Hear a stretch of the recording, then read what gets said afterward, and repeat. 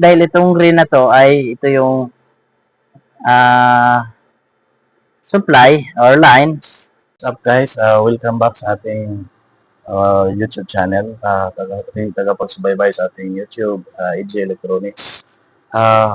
Ngayon, mayroon tayong tatalakayin itong parte ng motor na electric fan. So ngayon, para sa mga baguhan lang to at para sa mga master na, i-skip nyo na lang po ang ating video. At kung sakali naman na mayroon naman po akong mali, correction na lang po kayo sa akin.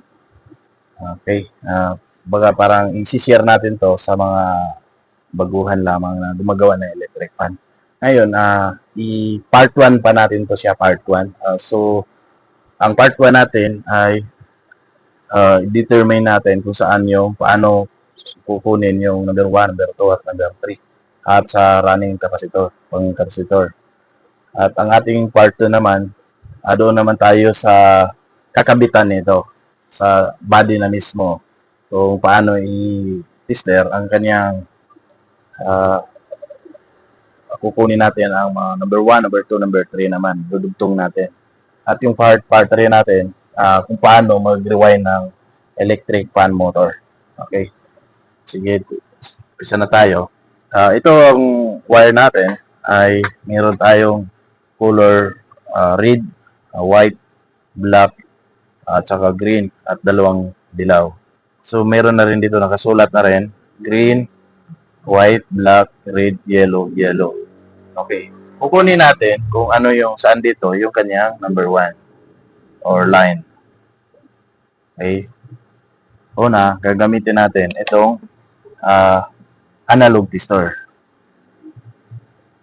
So, hahanapin natin yung parehong mataas ang kanyang palo sa tester dito sa kanyang tester. Hahanapin natin dito kung saan yung mataas. At kung halos magkakaparehong mataas, so doon na yun yung number 1, number 2, at number 3. So, hindi muna tayo sa supply. Okay. Dito tayo sa green at red. So, may reading siya number 5. Okay. So, dito naman tayo sa black. So, same pa rin. Bumaba lang konti. At dito naman tayo sa white. So, number 5. Okay. Bumaba pa. So, ngayon, Ngayon, aalamin natin kung saan dito yung number 1, number 2, number 3 sa 6 na wire na to. Okay. Dito tayo sa red. Sa red at black. Iba yung tester natin na punit. Sa red at saka black. So, makita natin dito ay halos nakasagad ang palo. Dito naman tayo sa white. So, makita natin dito, white at saka red. So, halos sumasagad din ang palo. At dito naman tayo sa red at saka green. So, maiksi siya. At dito tayo sa red at black.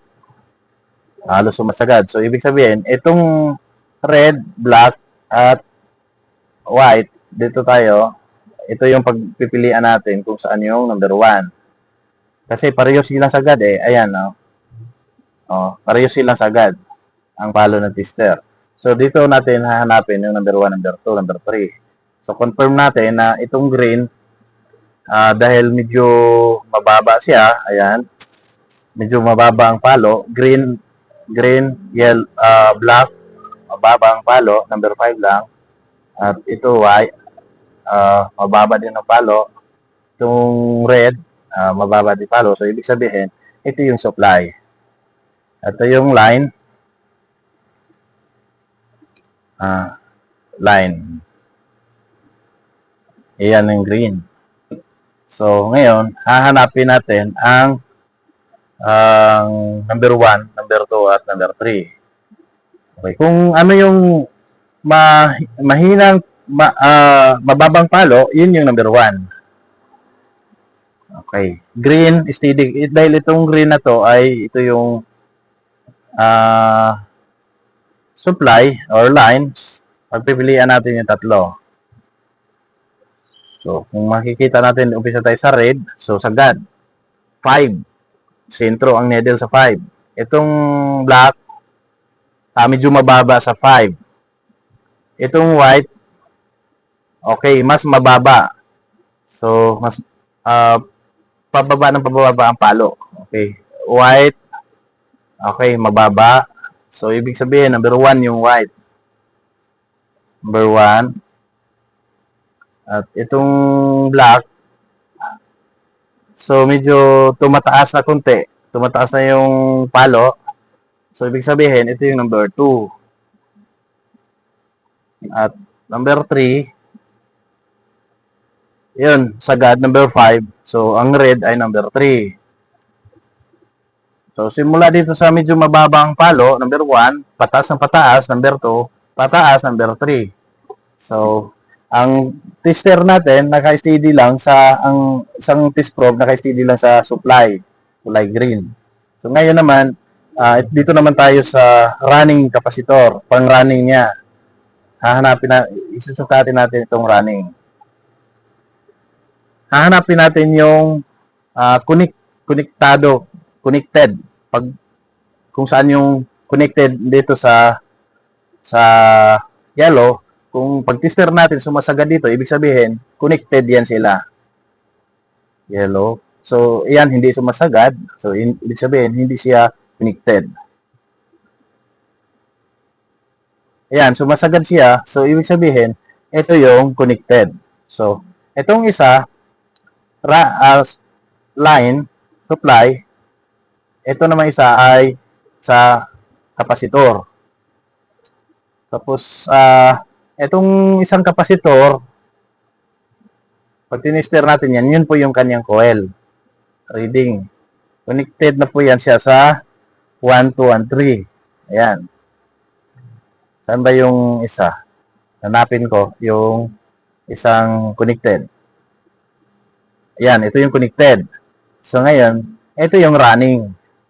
So, pupunta tayo dito, ililipat ko tong isang running, at sa number 1, number 2, number 3. Ayan, makikita natin, mataas na siya sa red. Medyo pababa ng pababa. Ito naman yung number 1. Okay, mataas. So, ibig sabihin, pagka ganyan, confirm po natin, ito yung dalawa, yung kapasitor. Kapasitor.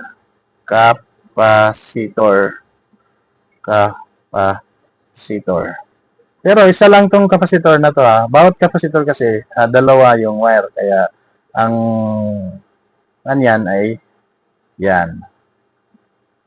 Ganyan lang yung signal ng kapasitor. One line, yan. Wala po siyang positive, negative. Kahit baliktad ang pagkabit ng kapasitor, okay lang. Non-polar po yan. Okay. So, hanggang dito lang po ang ating video, at sa mga baguhan lamang at hindi pa nakapag-subscribe sa ating YouTube channel, i-click ng ating notification bell upang updated po kayo sa ating susunod nating mga upload na video.